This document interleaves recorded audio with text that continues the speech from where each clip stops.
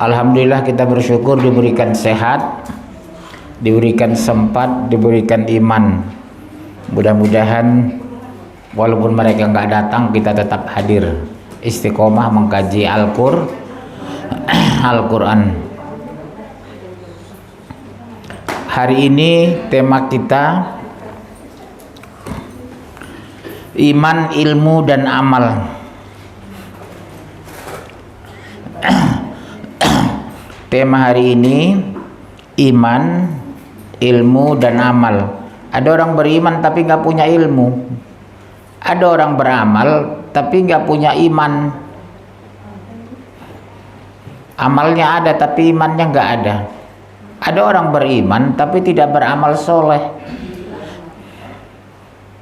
Ada kan Bu? Banyak orang Islam tapi nggak sholat kok. Imannya ada di hatinya.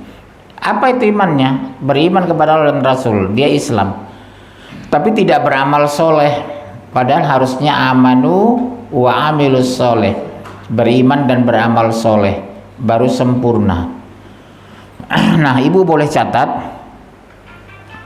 iman tanpa ilmu hampa, hanya pengakuan. Iman tanpa ilmu akan hampa.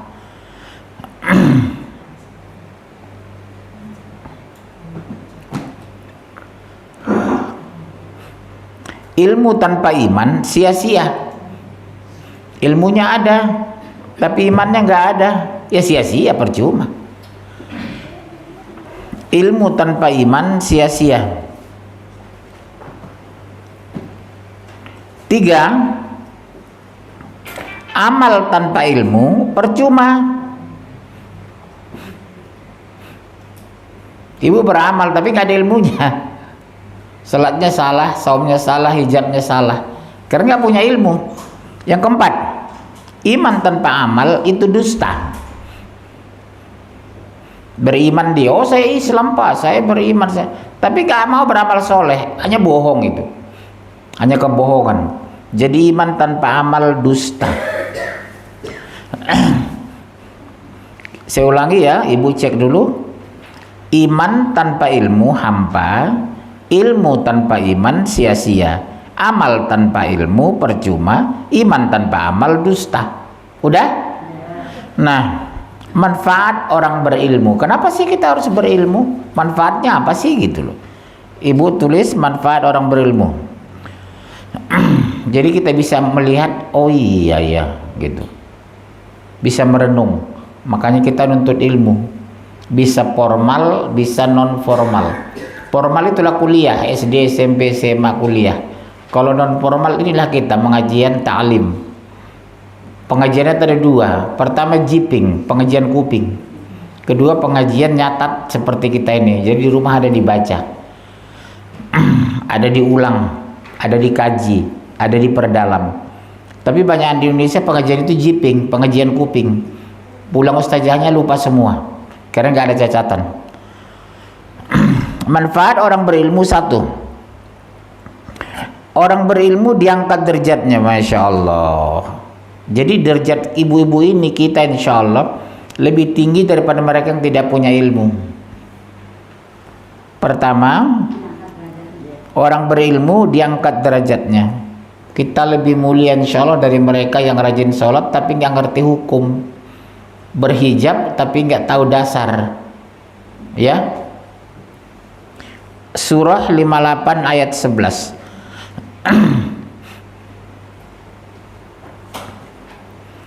Lima 58 11, silakan yang mau baca, silakan Bu. 58 11, siapa yang mau baca? Wahai orang-orang yang beriman, apabila dikatakan kepadamu lapangan jangan majlis-majlis, maka lapangkanlah. Niscaya Allah akan memberi perlawanan untukmu. Dan apabila dikatakan berdirilah kamu, maka berdirilah. Niscaya Allah akan mengangkat derajat orang-orang yang beriman di antaramu dan orang-orang yang berilmu beberapa derajat. Coba lihat Bu, Allah mengangkat derajat orang-orang berilmu dan beriman di antara kamu. Beda Bu. Mereka yang rajin sholat tapi nggak punya ilmu, mereka berhijab nggak punya ilmu, beda dengan yang punya ilmu. Dilebihkan pahalanya. Pahala nuntut ilmu dia dapat, di sana pahala berjilbab dapat, ilmunya nggak punya. Makanya sering orang berhijab diikat di leher kayak orang bunuh diri. Itu bukan hijab, bunuh diri. Dulu kan hijab gitu kan Bu, diikat di leher. Nah, poin kedua, orang berilmu itu takut kepada Allah. Sekecil apapun dia tidak melakukan dosa. Poin kedua, orang berilmu itu takut kepada Allah, sangat takut malah. Karena Allah Maha melihat dimanapun kita berada, walaupun di gedung yang tertutup, jendela pintu dikunci, Allah Maha melihat. Walaupun ibu dalam retakan bumi, Allah Maha melihat. Orang yang berilmu takut kepada Allah. 3528.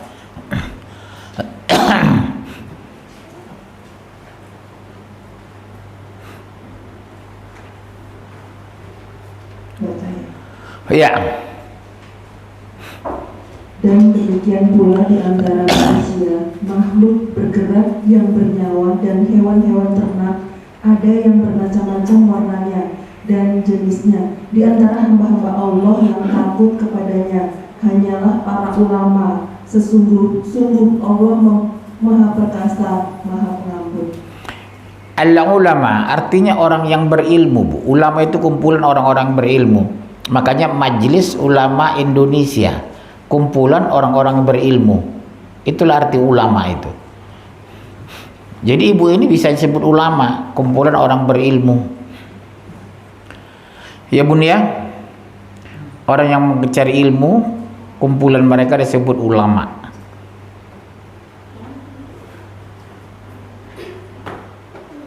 Yang ketiga, orang berilmu akan diberikan kebaikan dunia dan akhirat. Di dunia kita ketenangan jiwa, di akhirat ada sorga. Poin ketiga, untungnya manfaat orang berilmu itu, orang berilmu akan diberikan kebaikan dunia dan akhirat. Apa yang ibu dapatkan? Ketenangan jiwa. Kalau ibu punya ilmu, beramal soleh, masih gelisah, ada yang salah, something wrong, you know? Understand?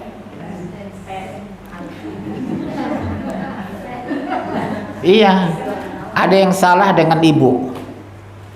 Berilmu, beramal, tapi masih gelisah, masih stres. Ada. Berarti apa, Bu? Ibadah belum ikhlas. Surah 2, 269. Orang berilmu akan diberi kebaikan dunia dan akhirat, ketenangan jiwa. 2, 269.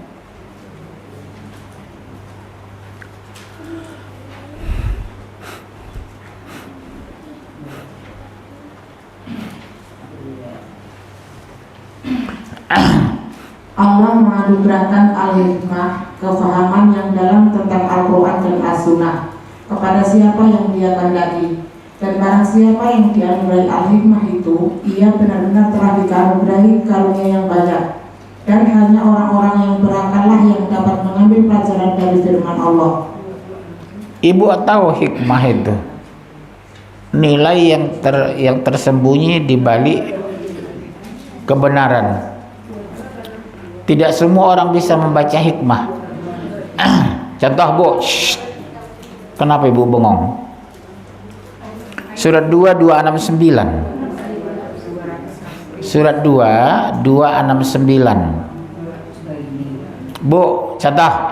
Kan sering di masyarakat kita dengar, sabar ya Bu, suami ibu meninggal muda, mungkin ada hikmahnya gitu loh. Sabar ya Bu, mungkin ibu, ya maaf bicara dimiskinkan Allah, mungkin ada hikmahnya. Sedang ibu kaya raya sudah ke puncak, ini karena uangnya nggak banyak ngaji. Kalau banyak uang mungkin sudah ke puncak liburan hari ini. Betul kan? Ada hikmahnya Bu, uang ibu nggak banyak. Seandainya banyak, ibu udah ke puncak ini. Cuma uang kita terbatas ya, udahlah ngajilah gitu ya, pasrah aja. Jadi itulah hikmah itu. Jadi orang yang berilmu itu diberikan hikmah. kemampuan mensyukuri sesuatu sekecil apapun. Jadi biasakan Bu mensyukuri sekecil apapun. Jangan lihat besar kecilnya sesuatu itu, tapi lihat dari mana datangnya, dari Allah. Contoh hari ini kan, orang lain mungkin ke puncak, kita tetap ngaji istiqomah. Orang lain mungkin jalan-jalan ke mall jam gini, kita alhamdulillah tetap ngaji. Itu semua diberikan kemudahan oleh Allah. Betul? Jangan ibu kira ini berjalan sendiri kita ini, enggak. Ini semua kemudahan dari Allah. Kita dapat hikmah bahwa belajar itu hukumnya wajib, fardu ain, lebih kita utamakan dari segalanya. Kita dapat ilmu, dapat pahala, dapat kebaikan, dapat doa, dapat perlindungan. Ya, insya udah dibaca 229. Poin keempat, dimudahkan jalan ke surga. Masya Allah. Nabi-nabi itu punya ilmu, baru mereka beramal soleh. Lewat apa? Firman. Makanya Nabi itu dapat kitab Taurat, Zabur, Injil, dan Al-Quran. Diterima Nabi Musa, Nabi Isa, Nabi Daud, Nabi Muhammad. Untuk apa diturunkan kitab? Sebagai petunjuk. Untuk apa sebagai nabi? Diturunkan nabi memberikan penjelasan. Kalau diturunkan nabi nggak punya kitab, apa yang mau dijelaskan? Diturunkan kitab nggak punya nabi, siapa menjelaskan?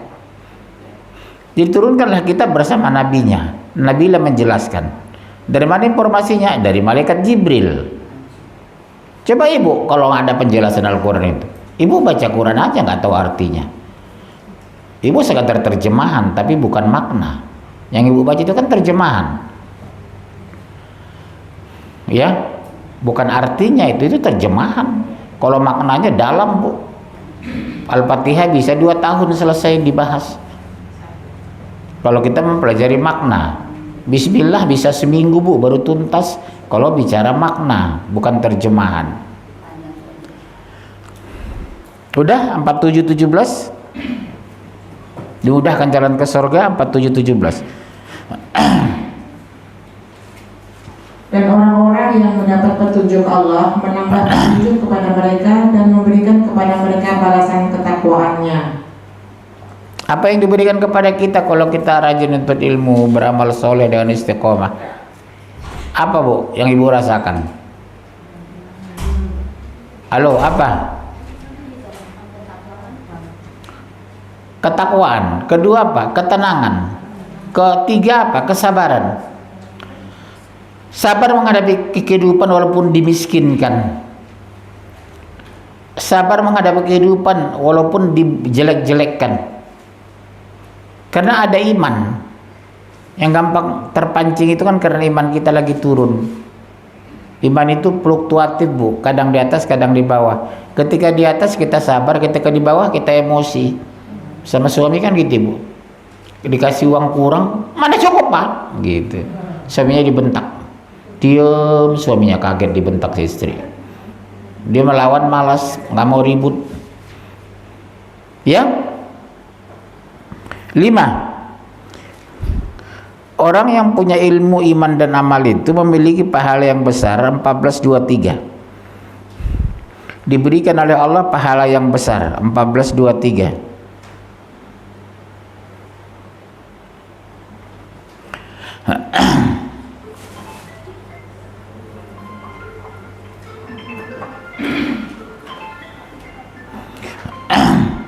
Dan dimasukkanlah orang-orang yang beriman dan beramal soleh ke dalam surga yang mengalir di bawahnya sungai-sungai.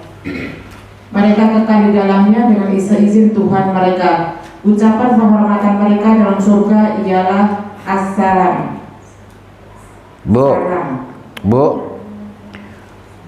karena kita berilmu dan beramal soleh, walaupun meninggal pahalanya ngalir terus.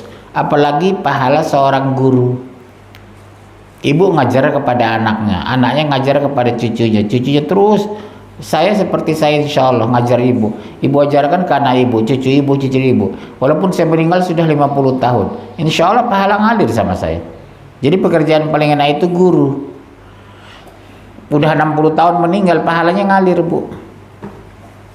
Iya, ibu jadi guru lah, guru anak-anak di rumah, guru suami di rumah. Habis maghrib panggil anak-anak, nak ini tadi mama pelajari, sini biar mama ajarkan sama kamu. Sampaikan ayat-ayat ini kepada anak, kepada suami. Tapi biasanya suami nggak mau dengar, gengsi dia kalau ngajari istrinya. Laki-laki itu gengsinya besar, Bu. Malu dia diajari suami istrinya. Ya. Jadi jika seorang meninggal dunia, terputus apa? Amalnya putus, Bu. Nggak bisa lagi sholat dia. Nggak bisa lagi zakat. Bayangkan kalau hidupnya kurang amal, berarti tempat dia neraka. Dikubur dia disiksa. Perih sampai hari kiamat disiksa. Iya. Sementara amal berhenti. Tapi ada yang amal terputus amalnya kecuali satu. Jalan terus, Bu. Makanya dilakukan ini, Bu. Supaya kalaupun ibu sudah meninggal 60 tahun, pahala ngalir terus. Satu, terputusnya amalan kecuali satu, sedekah jariyah. Masya Allah. Ibu ajarkan ilmu, diamalkan orang, diajarkan orang. Meninggal dia, diajarkan, diamalkan, diajarkan, diamalkan. Pahala yang ngalir sama ibu yang ngajar. Itulah ibadah yang paling enak, mengajari orang kebaikan. Kedua, doa anak yang soleh. Ibu udah meninggal 40 tahun, tapi anak ibu soleh semua 3. Doa terus dia minimal 5 kali sehari semalam setelah salat wajib. Allahumma ghfirli wa liwalidayya, Allahumma ghfirli wa liwalidayya warhamhuma kama rabbayani shaghira. Terus dia seperti orang tua ibu kan udah pada meninggal ini kan, butuh sekali loh, Bu, doa ayah ibu kita itu dari anak yang soleh. Kalau ayah kita, ibu kita meninggal dulu husnul khotimah, Bu, menyaksikan kita kok di sini. Ruh ayahku itu insya Allah melihat aku sekarang di sini. Ruh ibu kita menyaksikan kita sekarang di sini. Dengan catatan dia meninggal husnul khotimah. Betapa bangganya ayahnya ibu hari ini, anakku ya Allah di kota besar bukannya ke mall tapi ngaji. Dilihatnya ibu ya Allah rutin istiqomah mengkaji Quran. Dia bahagia dan bangga karena pahala ngalir sama dia. Tapi kalau ibu berbuat curang, tidak sholat, dia sedih. Anakku ya Allah 3, satu pun nggak ada yang beriman. Nggak bisa diharap doa anak yang soleh. Anaknya berdoa tapi nggak sampai. Kenapa? Orang anaknya bukan soleh. Yang diterima itu apa, Bu? Doa anak yang soleh, bukan doa anak kata Allah, kata Rasulullah. Doa anak yang soleh. Bagaimana mau sampai doanya? Dia doa anak tapi tidak soleh. Dia salah. Ketiga, ilmu yang bermanfaat. Ibu ajari anak ibu baca Quran, ajari anak tetangga. Siapa sini yang di rumahnya ada pengajian anak-anak? Enggak harus TPA. Ayah saya kan kepala sekolah, tapi tiap malam itu mengajar ngaji di rumah kami, Bu. Turunlah ke anaknya, Masya Allah. Kakak saya di USU itu tiap malam ngumpulin anak, mengajar ngaji. Adik saya di Medan guru SMP, malam-malam ngajarin ngaji. Saya di Jakarta ngisi pengajian. Turun sama anaknya. Walaupun profesinya bukan sebagai ustadz dan ustazah, tapi tetap fungsi itu diturunkan. Ibu di rumah begitu, Bu, bikin. Kumpulkan anak-anak itu ya, ajari ngaji. Pahalanya mengalir sama kita insya Allah setelah kita meninggal. 60 tahun kita meninggal. Setiap lewat rumah kita, apa kata orang? Ibu ini dulu yang ngajari saya ngaji. Lapangkan kuburnya ya Allah, ampuni dosanya. Lewat lagi murid ibu.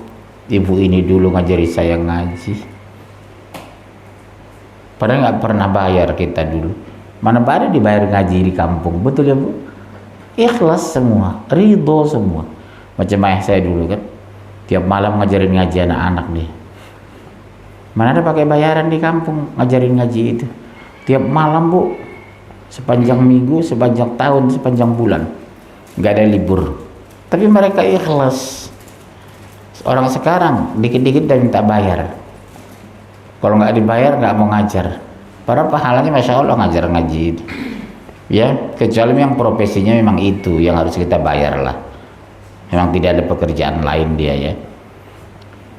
Memang dia guru ngaji, memang itu tok ya. Memang makannya dari mana? Harus kita bayar lah. Kemudian amal soleh ada 3 macam, catat. Amal soleh ada 3 macam.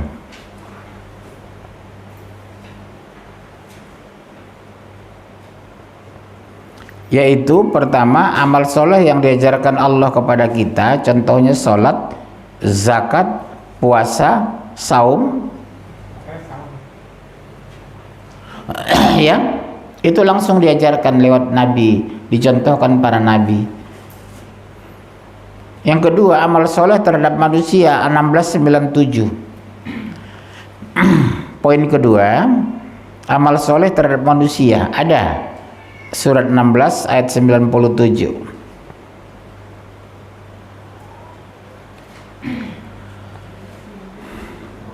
Ya.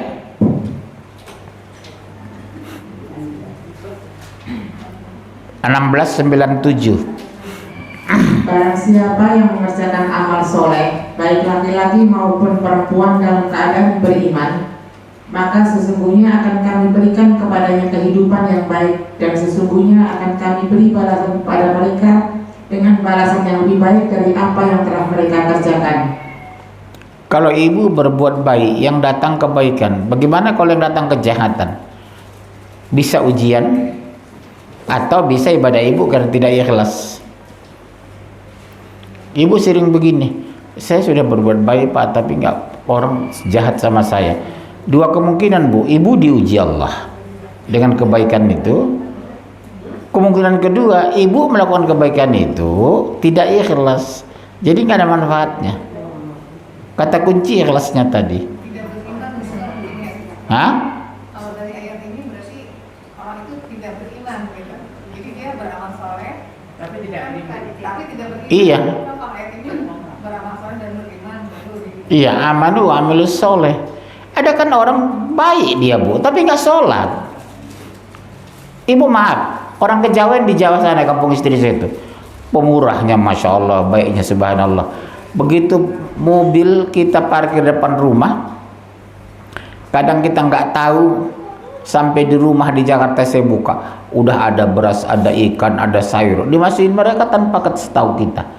Baik nggak itu? Pemurah nggak? Kemudian amal soleh terhadap lingkungan, menjaga lingkungan. Contoh, kalau bisa depan rumah ibu itu nanam pepohonan lah, nanam rumput. Seperti saya itu kan ada pohon kelapa bermanfaat, nanam pohon nangka berbuah. Itu coba ibu lihat depan rumah saya itu, nangka itu. Sebelahnya pohon apa? Dulu saya tanam pisang Bu, sempat 3 kali berbuah 3 tandan. Tetangga dapat sesisir gitu. Saya 2 sisir, tetangga 3 sisir. Sebelah pohon kelapa udah buah, udah 3 kali panen. Masya Allah. Jangan biarkan tanah itu kosong. Ya. Amal soleh terhadap lingkungan, menjaga lingkungan, surat 756.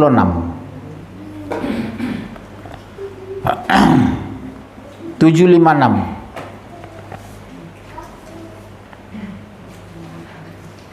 Dan janganlah kamu membuat kerusakan di muka bumi. Sesudah Allah memperbaikinya, dan berdoalah kepadanya dengan rasa takut tidak akan diterima, dan harapan akan dikabulkan. Sesungguhnya rahmat Allah amat dekat kepada orang-orang yang berbuat baik. Coba lihat Bu, rahmat Allah sangat dekat terhadap orang berbuat baik. Kalau kita sudah dirahmati, apa ciri-cirinya Bu? Apa? Bu, apa ciri-cirinya Bu sudah dirahmati? Ketenangan jiwa, rezeki dimudahkan, pikirin tidak stres, memandang orang tidak ada kebencian. Itulah contohnya kalau orang sudah diberikan rahmat. Dia enjoy hidup dengan orang banyak, tidak iri hati melihat tetangga kaya, tidak iri lihat mobil orang mewah, malah dia bahagia. Bagus ya mobil ibu ya, barakallah ya Bu, mudah-mudahan Allah merahmati ibu. Masya Allah Bu, bagus banget hijab ibu, si Sesa. Mudah-mudahan Allah merahmati ibu ya. Ini mahal ini Bu, 2,5 juta. Dia bahagia dan tulus, bukan karena fulus. Itulah kesimpulannya Bu, bahwa hidup ini harus punya iman, ilmu dan amal, Dan amal soleh itu harus jelas dan ikhlas.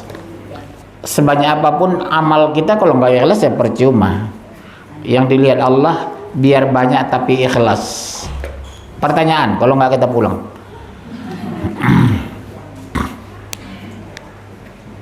Ayo.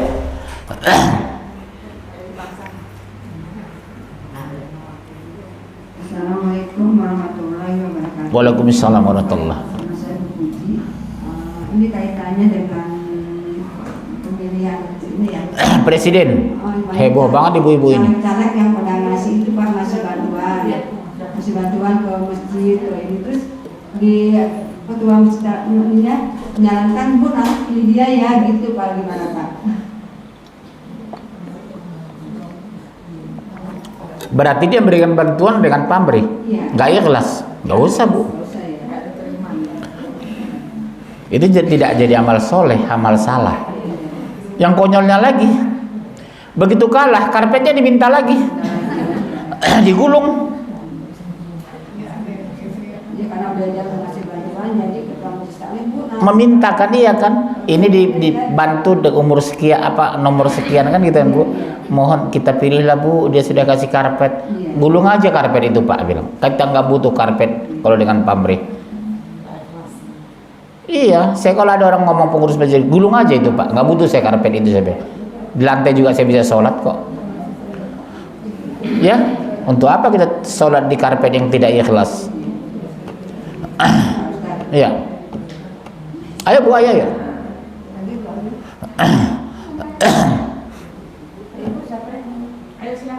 Itu ibu itu, yang biru. Ya Pak, saya mau tanya, seandainya itu kita mau milih juga Mbak, terus kita dikasih uang, itu hukumnya dosa nggak? Dosa lah. Terima aja uangnya, tapi jangan pilih dia. Nanti kalau kita pilih dia, berarti kita pilih karena uang. Kalau uangnya kasih, ya kasih, terima aja. Namanya kasih orang. Saya aja kasih, diterima. Tapi nggak milih saya. Kecuali calonnya saya pilih. Ya, kecuali kalau kita cocok sama pemilihan kita ya Pak. Kalau cocok dengan Islam, dia orang taat, saya pilih. Tapi ini kan calon kita nggak jelas. Siapa sih calon presiden Ibu? Amin. Iya amin lah. Kalau amin insya Allah Anies kan. Ada lagi? Ya. Bismillah. Assalamualaikum Ustaz. Saya Bu Nur. Saya mau bertanya tentang apa ya? Pergaulan anak-anak sekarang Ustaz. Kebetulan memang ini ya qadarullah, anak saya sendiri di Bujang ada ya.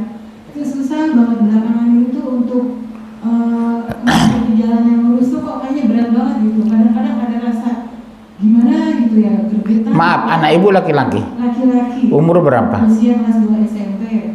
Anak nomor 3, yang 2 tuh perempuan kurus-kurus. Alhamdulillah ketika yang nomor 3 ini pokoknya berat banget. Kadang ada rasa gak ikhlas, tapi kita harus kembali lagi tuh emang udah takdir kita gitu Ustaz. Saya jawab. Tahu nggak kenapa Bu? Karena kita tidak memperkenalkan masjid, tidak memperkenalkan sejak usia dini. Sudah Ustaz. Sejak umur berapa coba?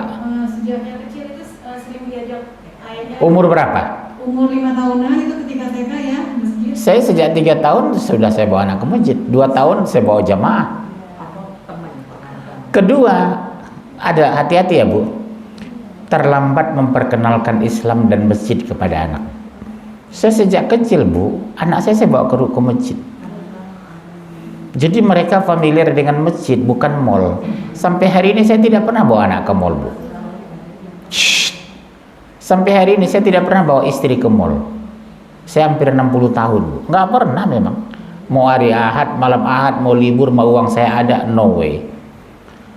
Tidak perlu saya memperkenalkan mall kepada anak. Yang saya perkenalkan masjid dan Al-Quran.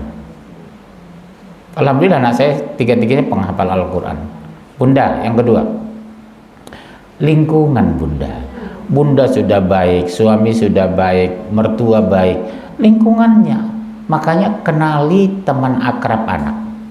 Kedua, kenali orang tua teman akrab anak. Kalau saya undang ke rumah memang. bikin makanan. Saya suruh ini istri saya masih hidup, istri tua saya ini.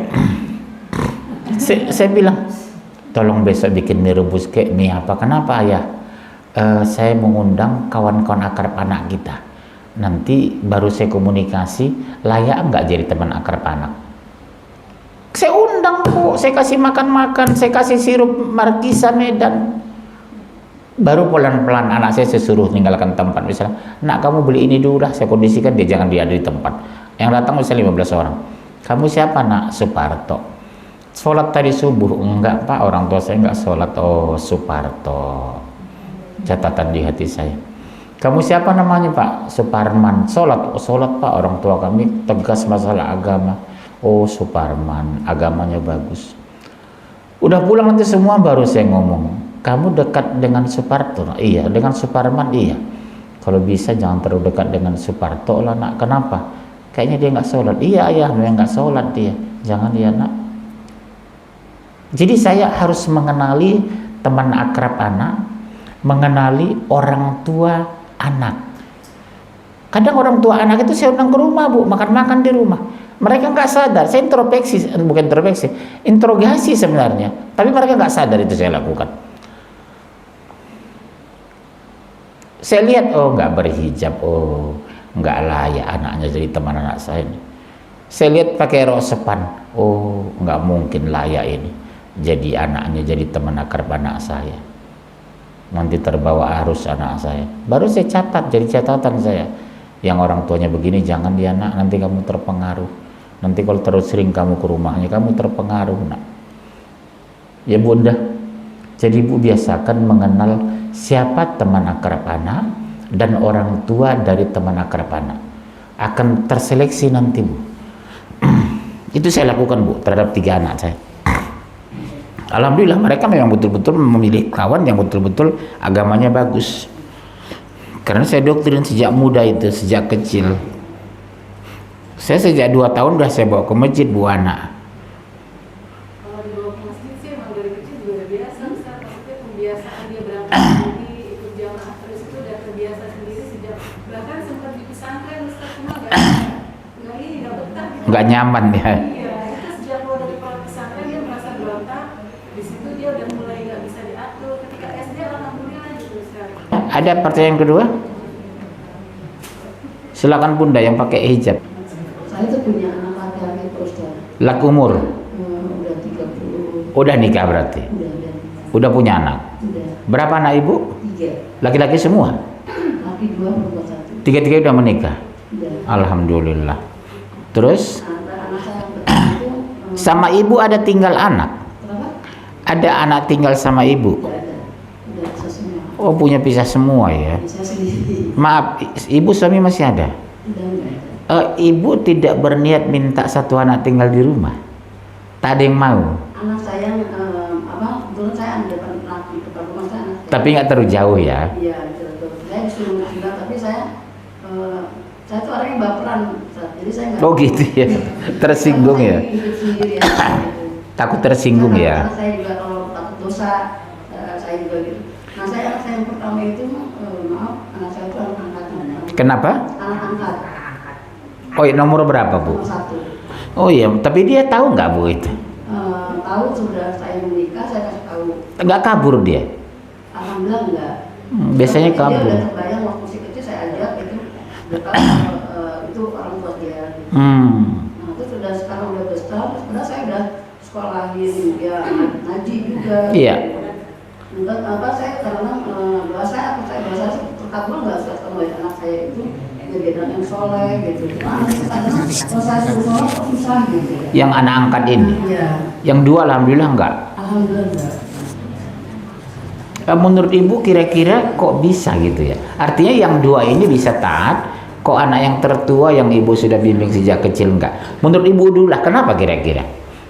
Saya mungkin gini, mungkin apa darah itu mengalir ke orang anak itu, Ustaz ya. Mungkin orang tuanya saya tahu orang. Ya maaf bicara orang tuanya kurang beragama mungkin ya. Iya, mungkin karena kurang ini. Jadi saya kadang-kadang gitu, ya Allah, saya berdoa mudah-mudahan anak saya tidak seperti orang tuanya gitu. Walaupun saya anak angkatnya, kadang-kadang saya bilang gini, dosa nggak sah saya mau silaturahmi. Tapi saya ke anak saya bilang gini, Mas kamu cobalah kamu silaturahmi sama ayah ibu kamu, minta doa sama dia, saya bilang gitu. Enggak, dia bilang gini, enggak mama aku saya gitu, dia bilang gitu, mama mama ini aja, mas cuma ini gitu. Tapi itu kamu harus ini. Saya juga orang tuanya saya bilang, Bu tolong dia tolong doain ya ini anak saya bilang. Iya Bu, Mbak saya doain. Tapi suruh sholat tuh susah gitu. Kadang-kadang kalau saya ke rumah. Ibu pernah curhat nggak dengan ibu kandungnya itu? Pernah. Apa tanggapan ibu kandungnya? Ya dia juga kurang ini ya. Agama juga kurang ya.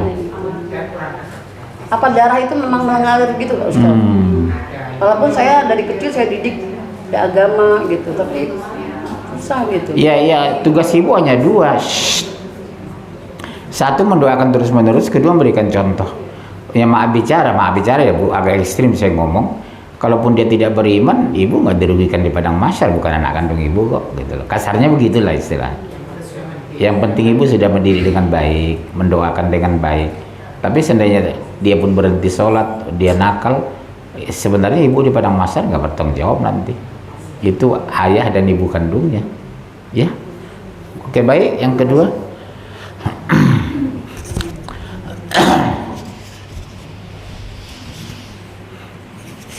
Ayo ibu yang lain.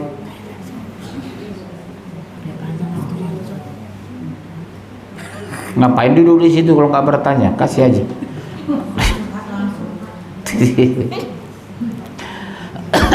Ibu-ibu ya, ini ibu ini kasih mix, ibu-ibu.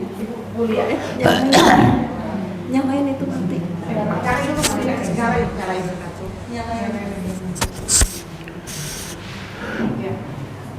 Bismillahirrahmanirrahim. Assalamualaikum warahmatullahi wabarakatuh. Waalaikumsalam warahmatullahi wabarakatuh. Mau nanya masalah ini Ustaz, anak angkat. Kan dulu almarhum kakak saya ngambil anak angkat. Kenapa? Dulu almarhum kakak saya ngambil anak angkat. Iya, laki perempuan? Perempuan. Alasannya karena belum punya anak barangkali ya? Iya. Setelah ngambil langsung punya anak? Belum. Enggak juga ya? Terus ya semenjak meninggal, rencana kakak saya almarhum kan pengen memperkenalkan orang tua aslinya ke anak-anak ya. Cuman nggak ada waktu karena kakak ipar saya bilang udah pulang katanya waktu kesini kan waktu itu. Nah nyampe sekarang belum sempat. Umur berapa sudah anak angkat itu? Udah besar, udah kerja. Harus Bu, nggak boleh nggak, kewajiban. Yang laki-laki. Perempuan, anak perempuan. Iya. Cuman nggak tahu orangnya, orang tuanya itu di mana nggak tahu. Tinggalnya dulu kita ngambilnya di Jakarta dulu waktu tinggal di Jakarta. Maaf, waktu ngambil itu di rumah sakit atau diambil dari rumahnya? Orang tuanya datang nganterin. Ngantar. Iya. Tapi sampai sekarang nggak tahu di mana orang tuanya. Nggak tahu. Oh ya udah nggak ada masalah lah. Orang nggak tahu mau bilang apa lagi kita. Nggak tahu. Jangan-jangan di Medan Tinggalnya dia. di jalan gitu orang tuanya. Tapi yang betul-betul nggak tahu kan? Nggak tahu.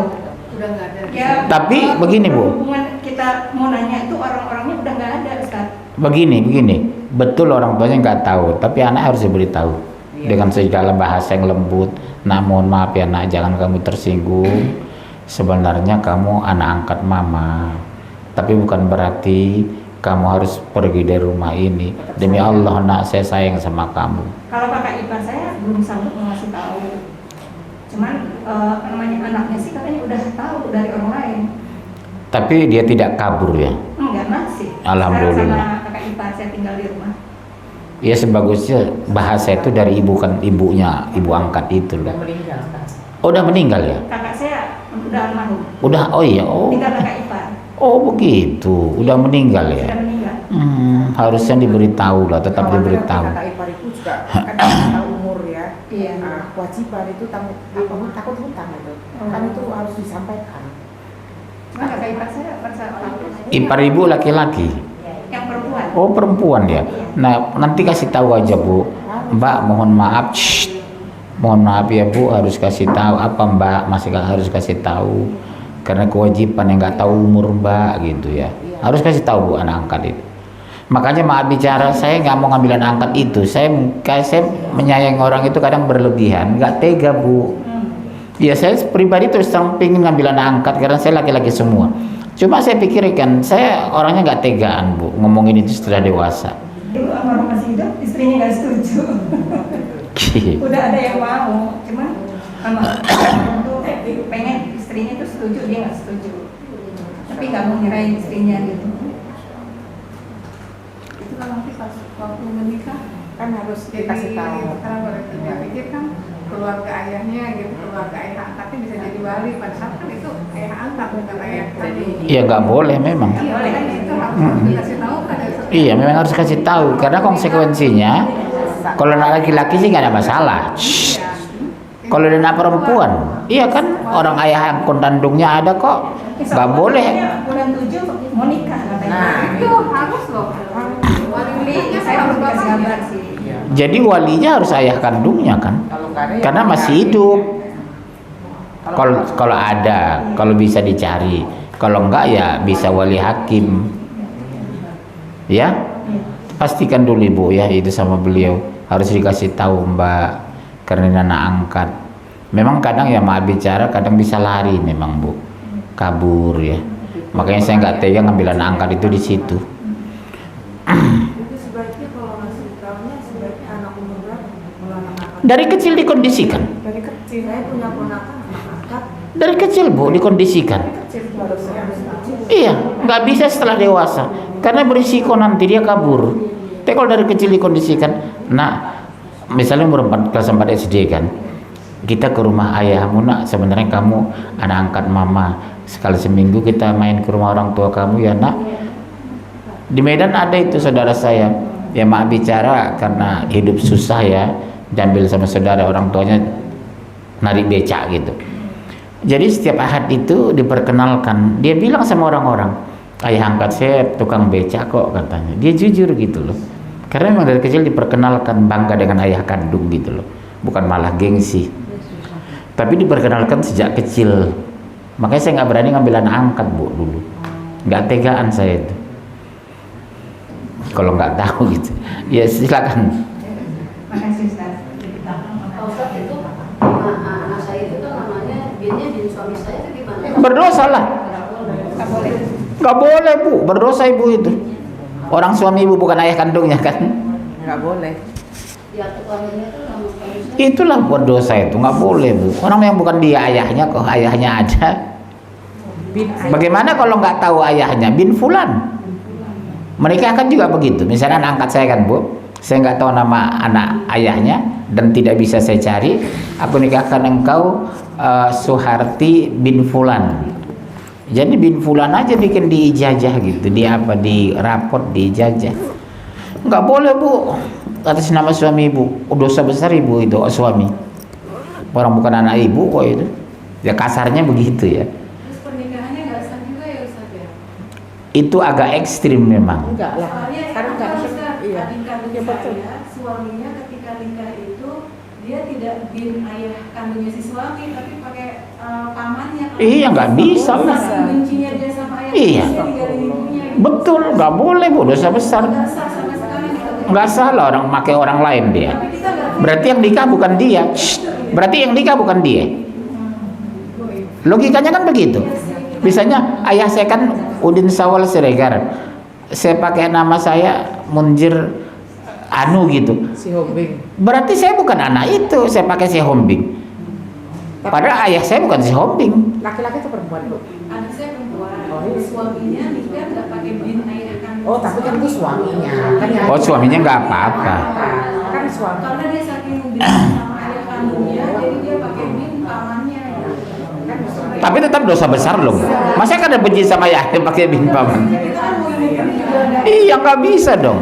Sebenci-benci kita itulah ayah kandungku, betul? Status pernikahannya itu jadi pertanyaan gitu. Kalau dia laki-laki nggak terlalu berat bu, yang berat itu kalau perempuan. Karena wali. Kan laki-laki nggak perlu wali sih, cuman kan.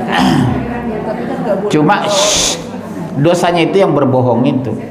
Nggak boleh kita bintikan kita binkan sama orang lain, bukan ayahku kok. Bin singa dilego saya bilang. Ayah saya bukan singa dilego. Dan terkait waris juga dia nggak punya hak waris ya. Enggak. Dari mana dapat waris bukan ayah kandungnya? Nggak dapat waris. Dia anak angkat. Tapi kalau Hanya bu, dengar dulu, kecuali hibah hadiah, itu pun maksimal 33% dari seluruh harta. Misalnya aku punya anak angkat, punya rumah 3, maksimal aku kasih tuh anak cuma 1 rumah. Menjelang meninggal dia angkatku 1 misalnya Bu ya.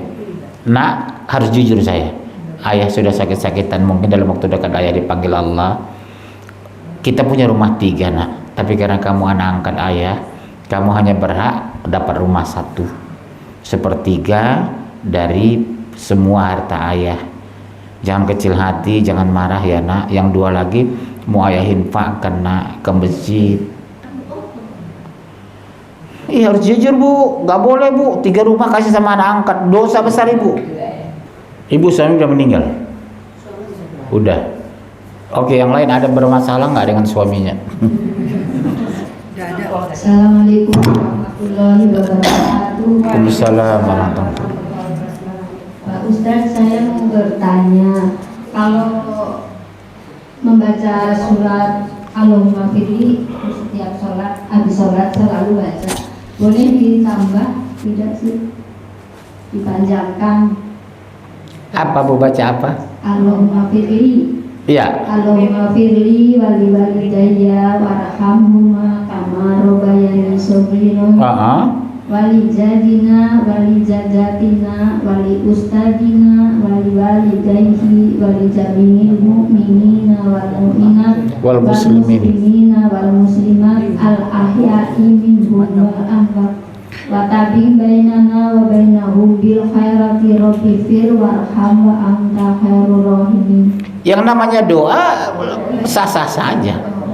Asal doa itu jangan Ibu baca ketika sujud terakhir, karena dia bukan dari Quran. Iya, ini setelah salam, setelah doa gitu. Kalau namanya doa Bu, terserah mau bahasa Arab, bahasa Inggris. Oh my God, please give money gitu. Silakan aja. Nggak apa-apa, mau bahasa Inggris juga boleh, mau bahasa Arab.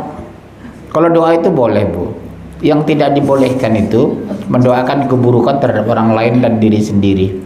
Iya, maksudnya itu diperpanjangkan. Boleh, boleh. Boleh Bu, namanya berdoa. Asal doa itu kebaikan ya. Terima kasih Ustaz. Ya, sami-sami. Assalamualaikum warahmatullahi wabarakatuh. Assalamualaikum warahmatullahi. Kalau kita baca istighfar boleh nggak Ustaz? Apanya? Setelah sujud ini. Urusan apa Ibu bahas istighfar sujud? Kan nggak ada itunya. Istighfar itu dibaca setelah sholat. Setelah sholat. Tahu nggak Ibu kenapa filosofinya baca istighfar setelah sholat? Kita minta diampuni kekurangan ibadah kita itu. Bacaannya mungkin salah, rukunya kurang tomanina, sujudnya terburu-buru. Jadi istighfar itu kita baca justru habis sholat. Iya, 3 kali sunahkan astagfirullah, astagfirullah, astagfirullah. Allahumma antas salam wa minkas salam tabarak rabbana wa ta'ala ya zal jalali wal ikram.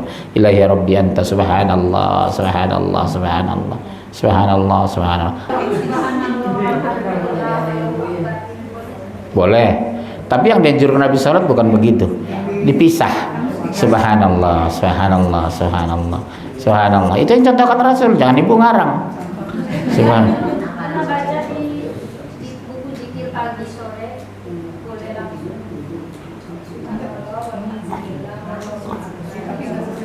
Rasul tidak mengajarkan itu. Iya, khusus zikir kalau habis sholat. Tapi kalau di luar sholat Ibu baca itu boleh. Subhanallah walhamdulillah wala ilaha illallah wallahu akbar boleh. Tapi khusus habis sholat Rasul mengajarkan seperti itu. Subhanallah, subhanallah, subhanallah. Udah 33 kali. Alhamdulillah, alhamdulillah, alhamdulillah. Itu yang dicontohkan Rasulullah. Wallahu a'lam bishawab ya. Hanya Allah yang tahu. Kedua, kalau Ibu gatal di kening, yang dilarang itu mengulang 3 kali. Bismillahirrahmanirrahim. Alhamdulillahirabbil alamin. Ar-Rahmanir-Rahim. Maliki yaumiddin. Puaskan aja dulu gatal garu.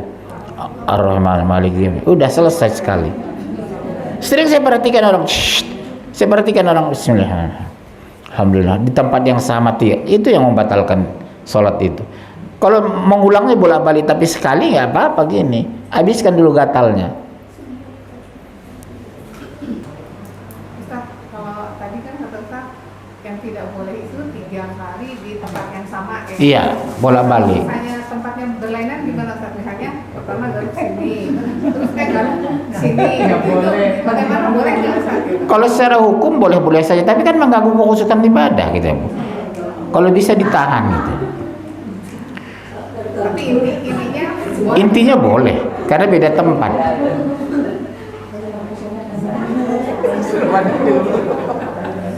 Tapi kan ibu pakai mukena, kan ibu pakai mukena, kan risih ngeluarin tangan kemari, ke sini, kan repot.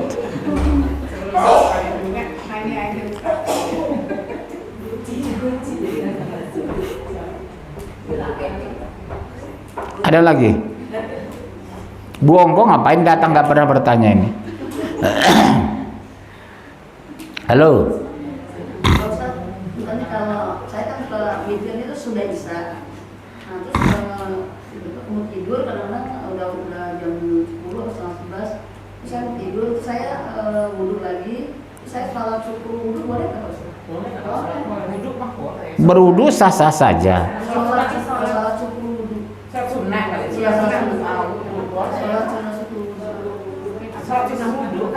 Oh iya, nggak apa-apa kalau salat sunnah wudhu. Salat sunnah wudhu, salat sunnah mutlak kapan saja. Yang beda pendapat ulama begini, Bu. Halo, dengar dulu. Yang beda pendapat ulama begini, Bu. Habis salat isya ditutup witir 3 rakaat. Nanti dia malam tahajud witir lagi, itu beda pendapat. Sebagian ulama mengatakan karena sudah ada witirnya tadi, tidak perlu witir lagi, karena witir tidak ada 2 kali semalam. Sebagian ulama mengatakan harus witir karena tidak boleh menggabungkan tahajud dengan salat subuh, harus ada pembatasnya witir minimal 1 rakaat. Itu ulama beda pendapat. Makanya sebaliknya ibu sebelum witir tidak bikin witir setelah sholat isya. Kalau memang ibu ada niat bangun sholat tahajud. Bagaimana kalau ibu ketiduran gak dapat sholat tahajud dan witir? Ibu sudah dapat pahala karena ada niat mau sholat witir setelah tahajud. Ibu jangan takut, ibu sudah dapat pahala. Yang tidak dianjurkan itu witir 2 kali semalam. Habis sisa witir ibu, habis tahajud jam 4 ibu witir lagi. Wallahu a'lam bishawab. Ustaz, saya pernah dengar ya, cuma saya nggak tahu nih belajar hadisnya. Katanya witir itu penutup sholat. Jadi istilahnya kalau udah witir, ya nggak ada sholat lagi. Iya makanya habis sholat isya ibu jangan witir, berarti ibu nggak tahajud. Dari tadi saya ngomong. Habis sholat isya witir, terus nanti tahajud lagi gitu. Nah, Yang nyuruh gitu siapa? Gak ada contoh dari Rasul kan? Makanya saya bilang habis sholat isya udah nggak usah sholat witir dulu ibu, karena nanti ada persiapan sholat tarawih, sholat tahajud dan witir. Dari tadi bu.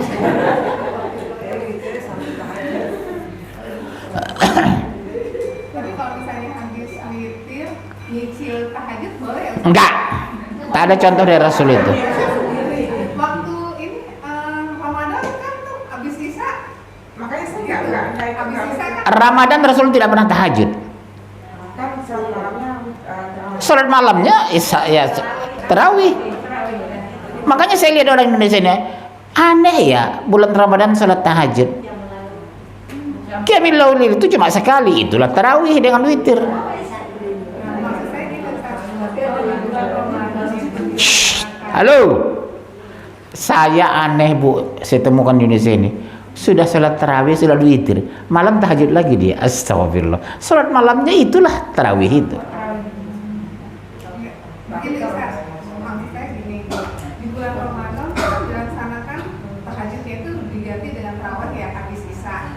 Nah kalau di dalam bulan-bulan biasa apakah tidak bisa dilaksanakan seperti itu? Misalnya kita sholat isyanya jam 10 malam gitu ya. Terus habis itu kita nyicil untuk sholat malamnya 4 rakaat. Nanti kalau terbangun nambah lagi 7 rakaat. Nggak ada pernah contohkan Rasul nyicil, memang utang.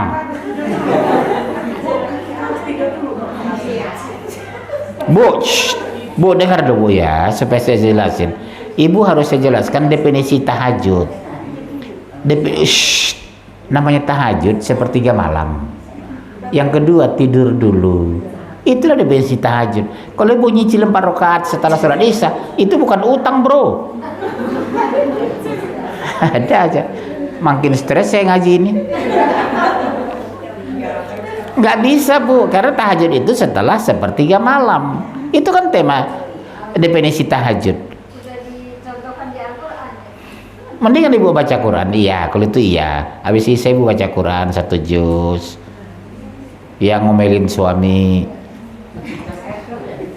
Apa lagi? Ya Bu ya, jangan nyicil Bu.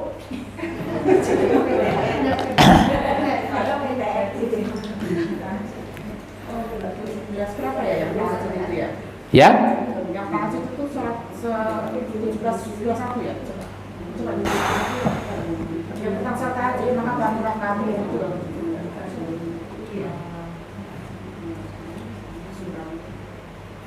Jelas ya Bu? Mana sholat tahajud, mana witir, mana sholat fardu. Jadi nggak ngarang kita. Ini aliran sesat Ibu ini. Berarti kalau bulan puasa sholat tahajud. Tidak ada Bro. Kan saya bilang tadi, sholat malam Ramadan itulah disebut sholat tarawih dengan witir. Jadi kalau kita itikaf itu hanya baca Al-Quran aja Pak? Zikir, istighfar, baca Quran. Makanya saya lihat di masjid itu tengah malam bangun sholat apa, sholat tarawih apa, sholat tahajud berjamaah. Dari mana dalilnya? 1779, silakan.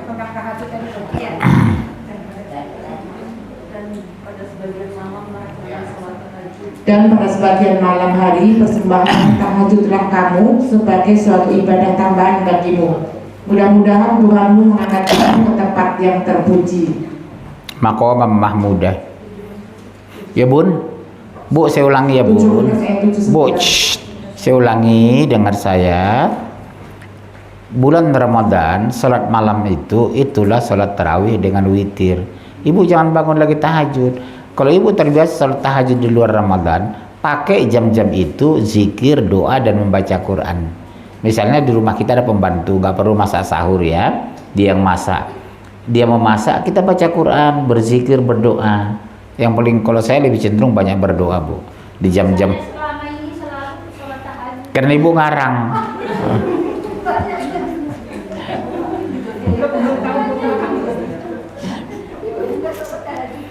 Udah ada udah saya bilang sholatnya malam itu tidak ada dua. Indonesia ini banyak yang ngarang memang Bu. Masjid kami aja kayak gitu tuh. Sudah sholat 10 malam terakhir masjid kami ini, nggak usah jauh-jauh lah.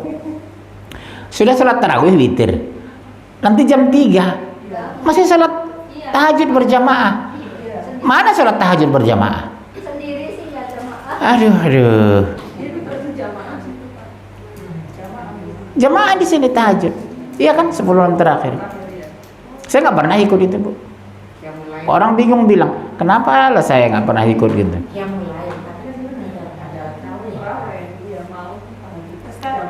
Kalau sholat tahajud jamaah sama suami boleh? Sholat tahajud jamaah sama suami Boleh. Tapi tidak ditunjukkan Rasul tahajud sendiri-sendiri. Rasul tahajud, istri tahajud. Karena sholat tarawih, sholat tahajud itu sendiri-sendiri disunahkan Bu. Tapi saling membanguni itu iya. Percikan air ke wajahnya, jangan seember Bu, percikan aja. Mas bangun Mas tahajud. Lagi capek mah ya sudah, jangan dipaksa, dia lelah. Tahajud kan sunnah. Ya. Karena wanita itu lebih rajin saya lihat sholat daripada kami. Mungkin karena ibu banyak masuk neraka kali ya.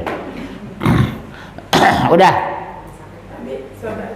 Saya pernah membaca buku terbitannya Ustadz Jajuli Rohan Basir.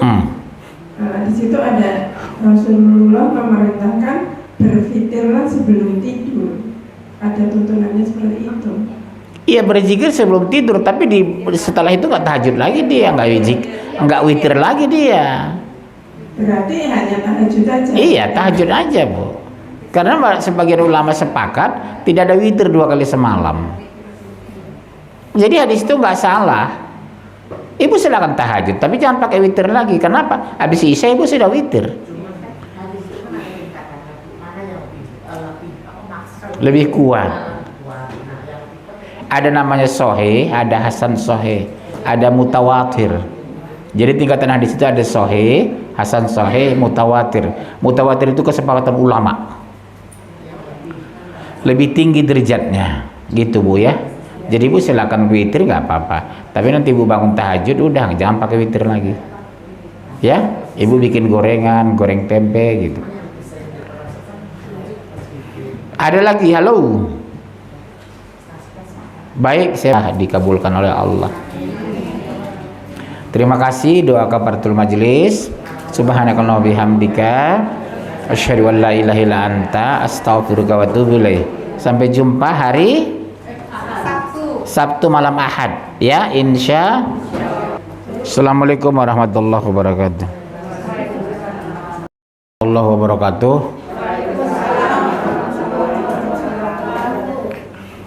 Innal hamdalillah hamdan katsira thayyiban mubarakan fih. Asyhadu an la ilaha illallah wahdahu la syarika lah wa asyhadu anna Muhammadan abduhu wa rasuluhu la nabiyya ba'dah. Allahumma shalli wa sallim ala Muhammadin wa ala alihi wa sahbihi ajma'in.